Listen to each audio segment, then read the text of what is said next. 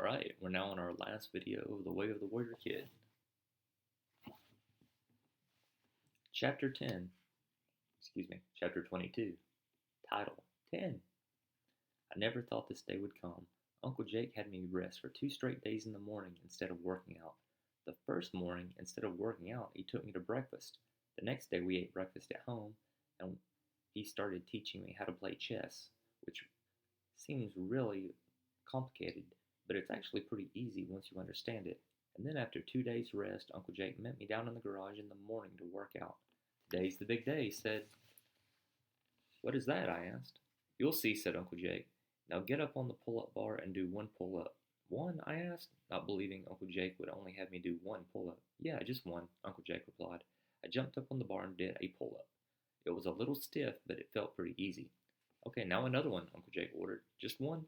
I asked. Yeah, just one. I grabbed a hold of the bar and pulled my chin over the bar. Now a little warmer, I felt even stronger. And then Uncle Jake had me do one more, and then one more, and then one more. And as I got warmer and warmer, and all loosened up, I felt stronger and stronger. Then Uncle Jake said, now you're going to rest for about 2 minutes. And I stretched my arms a little and waited for the time to go by. And then Uncle Jake said, now jump up on the bar and do 10 pull-ups. I should have known this was coming, but the weird thing was instead of being concerned that I wasn't going to be able to do it, I felt really strong, like I actually could do it. Okay, I said. I stepped up and grabbed tight on the pull-up bar, and Uncle Jake said, go, and I started pulling. 1, 2, 3, 4. I wasn't even feeling these yet. 5, 6, 7. I felt a little tired, but not too bad, and I was about to break my record, 8. There were 8 pull-ups, the most I've ever done in my life. And I wasn't done yet. I pulled again. 9. Yes, another record. I was a little tired, but I knew I had another one in me, so I pulled again and got my chin over the bar. 10, Uncle Jake said, as I dropped off the bar and then I jumped into the air. I did it, I yelled, and then quickly corrected what I'd said. We did it.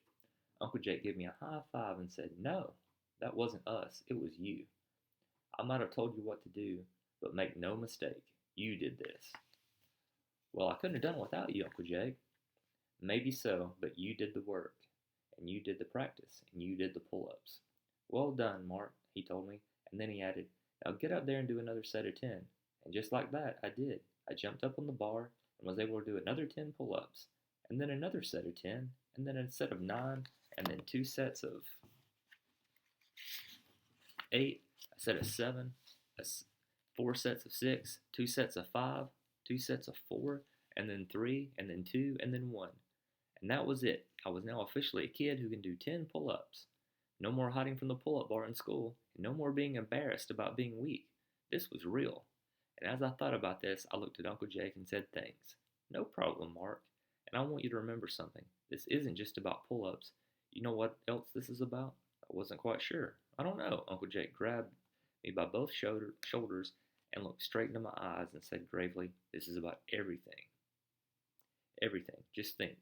2 months ago, you couldn't do pull-ups at all. 0. Now you can do 10. And all it took was a good plan and the discipline to execute the plan to do it. That's what it takes. And you can apply this to just about anything. If you're willing to do the work, you can make things happen. And like I told you, no one else is going to do the work for you. Sure, you might get some help along the way, or you might not. Who knows? What you do know is this. Hard work and discipline are how you achieve things. You have to make things happen, and that's exactly what you did here. And what you can do with almost anything in life. Remember that. I will, Uncle Jake, I will, I told him, and he was 100% right. People say you can do anything you want in life, but what they don't tell you is that you have to work for it. With hard work, anything is possible. It didn't even hit me until last night, until I saw Chapter 3, Stand Alone. It didn't even hit me until last night when I saw Uncle Jake packing up his gear that he was leaving. Just like that, summer was over. And just like that, Uncle Jake was leaving. I must have looked pretty sad because Uncle Jake asked me what was wrong. What's wrong? You're leaving. That's what's wrong. Yeah, but you're going to go back to school and you'll be back with all your buddies. I know, but I tried to think of a way to say what I was thinking. But what? Uncle Jake asked. But none of the kids can help me be strong. None of those kids can teach me to do things I don't know, like you do. None of those kids are warriors like you. Uncle Jake mumbled. I thought for the first time that Uncle Jake was stumped. How am I going to keep getting stronger and smarter and better without you around? How am I going to be a warrior all by myself? Uncle Jake took a hard look at me and then said, "The truth is, you don't need me around to be a warrior. Oftentimes, the warrior stands alone. It can happen for many reasons. Maybe he got left behind, maybe the rest of his team got killed, or maybe he just grew old and the fellow warriors died. Maybe he got assigned to a job that put him out there on the battlefield all by himself. None of that matters. The warrior remains strong. The warrior must know how to stand alone." Only my Uncle Jake could make being left alone sound cool. But I still wasn't buying it. Okay, but who's going to train me and help me study? And who's going to make sure I get up early in the morning? And who's going to make sure I don't get back to my old lazy ways? Uncle Jake answered quickly. "You don't need me for that anymore. As a matter of fact, you never needed me. Sure, I showed you the path, but you could have found it on your own. You know what you need to do to stay on the warrior path? Hard work and discipline. Study, eat good food, keep your room and your gear in order, and set new goals and work hard to meet them. Keep training jujitsu. This is all the stuff that you know. As a matter of fact, this is all the stuff you can actually teach and share with your friends. And you need to do that. You need to become a leader and to help your friends learn to be stronger and smarter. Teach them to be the best they can be. You changed a lot over the summer, and other kids will see that. You'll become a leader now, and they'll follow." "I'm not sure I'm ready to be a leader," I told Uncle Jake, thinking about what that would be like. People usually don't feel like they're ready to be leaders, but I'm telling you, you're ready. You know the path and you're humble. That's the most important thing about being a leader. Remember that you don't know everything. Listen and take advice from other people, and always be ready to learn and try to be better. These are qualities a leader needs, and you have them. Trust me, Mark, you're going to have it. You're going to have a great year at school. With that, Uncle Jake went back to practice, packing up all of his gear, and the next morning my mom and I drove him to the airport. And when we got there, I was feeling sad, and he wasn't saying much. We pulled up to the airport and stopped next to the curb to drop off Uncle Jake, and I got out of the car to say goodbye. My mom got out too. She hugged Uncle Jake and then looked at him and said, "Thank you. Thank you for everything." And after she said everything, she looked right at me. Even my mom noticed how much Uncle Jake had helped me. He gave me a hug, then reached into his bag and pulled a little box, and he gave it to me. "This is for you, warrior kid." He held out his hand for a shake. He gripped it and gave it a good squeeze. "Better," he said, "but you still have to work on that grip." And then just like that, he turned and walked away. I felt sad, but I actually didn't feel as sad as I thought I would. I opened the box, and in it was a watch, just like Uncle Jake had. And on the watch band was a little compass that pointed north. There was a little note inside the box from Uncle Jake, and it said, "This watch will help you stay disciplined by making you remember to get better every single day." I already set the alarm for early in the morning. The compass will remind you to stay on the warrior path. Discipline equals freedom. Signed, Uncle Jake. I put on the watch, and I don't think I'll ever take it off. Chapter 24. First day back to school. Well, the first day of 6th grade was a lot different from the last day of 5th grade. It was awesome. Where do I begin? It started with my math class. We had to take a time test on multiplication tables, and we had 15 minutes to do it. I was done in 6 minutes, and when I got done, I went back and checked every answer. I knew them all 100%. And right before recess, we had a fitness baseline test, where we had to do 2 minutes worth of push-ups, 2 minutes worth of sit-ups, and of course, a set of as many pull-ups as we could do. And I did 82 pull-ups, 91 sit-ups, and 14 pull-ups. One kid in my class did more than me, Taylor, who's super strong. He did 16. But it was awesome.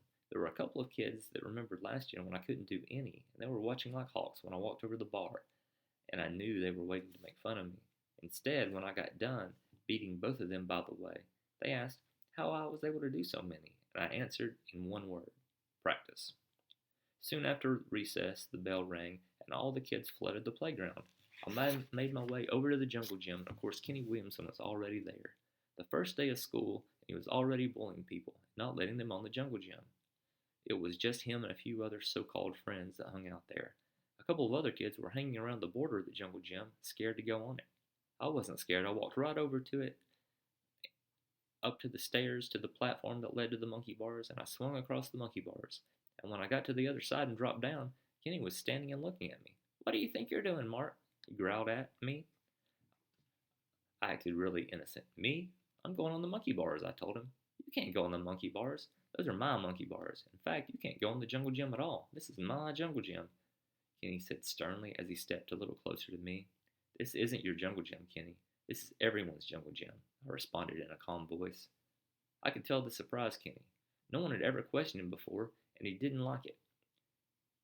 He told me, no, it isn't. The jungle gym is mine, and I'm the king of the jungle gym. A few other kids started to gather around to watch. No, Kenny, you're not the king of the jungle gym. Not anymore, I told him, and the other kids looked shocked at what I'd said. You will see who the king is after I smash your little face in, Kenny said to me as he brought his hand up close with his fingers in a fist. And there were even more kids watching now, and you could hear a pin drop as everyone expected me to get crushed. Then I got really serious, super serious, the most serious I'd ever been in my whole entire life. I'd never felt this way before. I wasn't angry, and I wasn't even mad, but I was ready. All that training in jiu-jitsu and all the wrestling and sparring and pull-ups and working out, I knew 100% I was going to beat him. So I stepped even closer to Kenny and said, go ahead and try, and I promise you'll never forget what I'll do to you. I was even a little surprised those words came out of my mouth, and it certainly surprised Kenny too. And I saw something change in his eyes. With all the training and sparring that I had done, I knew for sure that I could beat him in a fight, and now it seemed like he knew that too.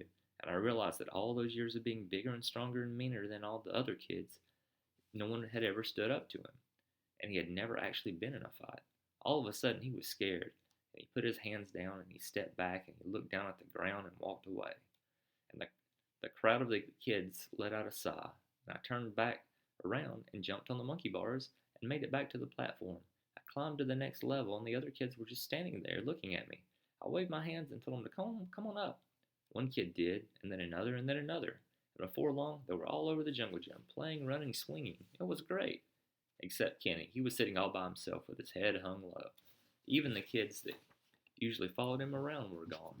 And then I remembered one of the things I learned from jiu-jitsu, and one of the things Uncle Jake taught me. Treat other people with respect. So I walked over to Kenny and said, hey, Kenny. He looked up to me and said, yeah? The jungle gym is for everyone, and everyone includes you. Come on. As I motioned with my head toward the jungle gym, and he turned and walked back toward it. And after a few steps, I looked over my shoulder, and Kenny was still sitting down looking at me. I waved him over again, and he didn't move. So I smiled and waved him over again. He cracked a little smile, stood up, and started walking toward me. When I got close enough, I said, I'll race you to the monkey bars. He stood with a surprised look on his face until I said, go, and we both started running. He barely beat me there, and when I got to the top, he held out his hand for a high five. And just like that, Kenny wasn't the king anymore, and he also wasn't a bully. And soon he was laughing and playing with the rest of the kids. He was now one of the kids. It was only the first day of school, but I could tell this year was going to be the best year ever. Chapter 25, Letter to Uncle Jake. Uncle Jake has been gone for about 2 weeks now, and I miss having him around, but I'm still staying on the warrior path, even without him here. I wrote this letter to thank him for everything he did for me. Uncle Jake, I hope you're having a great time in college. I can tell you that I'm having the best time ever at school. I've aced my math test. I did 14 pull-ups during the first test in gym class, and the trip to Mount Tom was amazing. I can't believe I couldn't swim before, and finally I stood up to Kenny Williamson, and when I did, he backed down. He no longer controls the jungle gym. All of this is because of you. Thank you for showing me the way of the warrior kid. I don't know how I could ever thank you for everything you did for me, so I guess for now, I'll just say thank you. Also, you told me that I could have my own warrior code, and here it is. Number 1, the warrior kid wakes up early in the morning. Number 2, the warrior kid studies to learn and gain knowledge and ask questions that he doesn't understand. The warrior kid trains hard, exercises, eats right to be strong and fast and healthy. And the warrior kid, number 4, the warrior kid trains to know how to fight so he can stand up to bullies and protect the weak. Number 5, the warrior kid treats people with respect and helps out other people whenever possible. Number 6, the warrior kid keeps things neat and always prepared and ready for action. Number 7, the warrior kid stays humble. Number 8, the warrior kid works hard and always does his best. Number 9, I am the warrior kid. And that is it. Uncle Jake, this is my warrior kid code. Let me know if there's anything I should add or take away or anything else I should do. And just like the Navy SEALs that have their own trident symbol and the Rangers that have the Ranger tab, And the Marines that have the eagle, globe, and anchor symbol, I made a symbol that means warrior kid, and it'll always remind me of who I am. Here it is.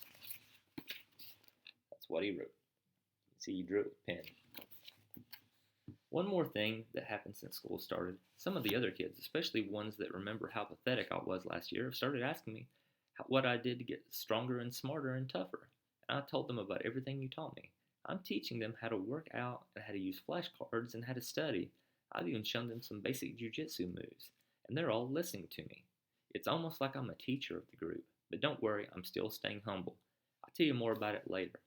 Anyway, again, thanks for everything, Uncle Jake. Thanks for making me stronger, faster, smarter, and better.